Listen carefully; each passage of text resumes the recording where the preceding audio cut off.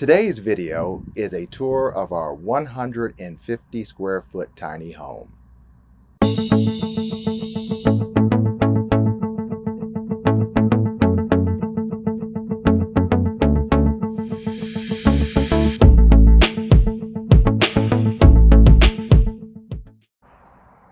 Hey there and welcome. Today's video is a tour of our 2017 Airstream Flying Cloud 23FB. Throughout it, we'll be giving a thumbs up or a thumbs down for things we like or don't. Let's go do it.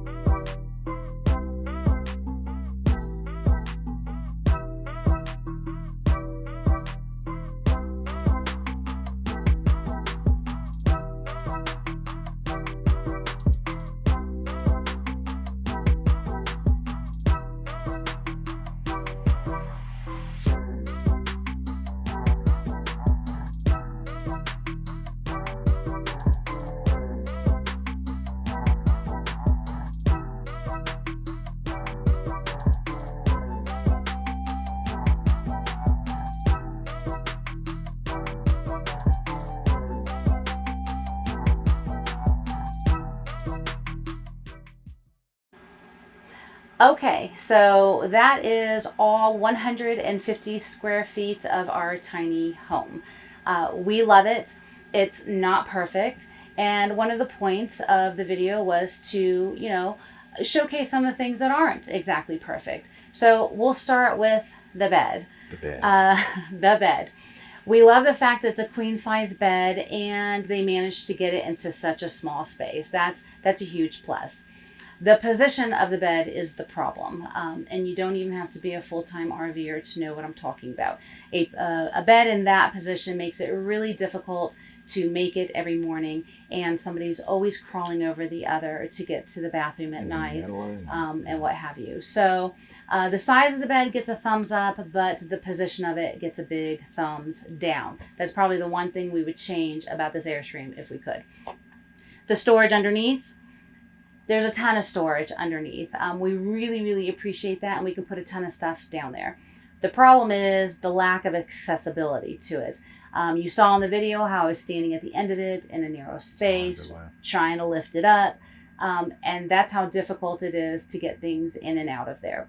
So great amount of space under the bed. We just have to make sure we put things under there that we don't need access to very often. Yes. Yeah. Now moving on to the external storage. The external storage that we have on this Airstream is located in the front of the Airstream and then one in the rear at the bumper. The one that's in the front can handle power cord, fresh water hose, some chalks, and some really small stuff.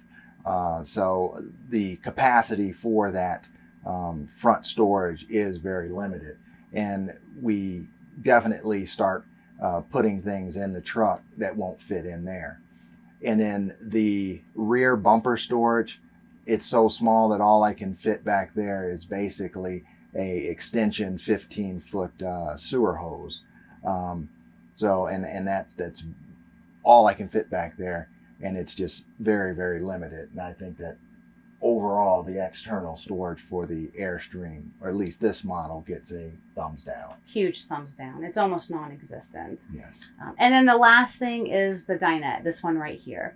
The size of the space is great. We can have a couple people over for dinner with no issues. The comfort of the seating is just fine, so no complaints there. The problem lies with the table itself.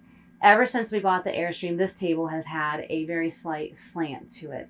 It's not huge, but it's definitely enough to notice and enough to be frustrating. So then matters just got worse recently when the table actually detached from the post and fell off. The problem ended up being that the drawer slides that attaches the table to the post just completely fell apart. So we bought new ones, we replaced them, and basically we put Humpty Dumpty back together again. So it works, but that slant is still there. Still there. Right. So for the space and the comfort, we appreciate that for sure. But because of the ongoing frustration with this table, this is definitely one of our dislikes. And, probably the second thing that we would change in the Airstream if we could. Yes. But overall, I think the Airstream is the perfect rig for us. It is. There's no perfect rig out there, but, when you weigh the pros and the cons, there's a lot more pros for this one here. Yes. And it's our home. And it gets us to where we need to be. And once we get there, it has all the accommodations of home. Yeah. So definitely love the Airstream. We do. So go ahead and give this video a like and hit that subscribe button. Show that there's some interest out there. And until next time, we'll be cranking out those videos for you, and we'll see you down the road. Bye. Take care now.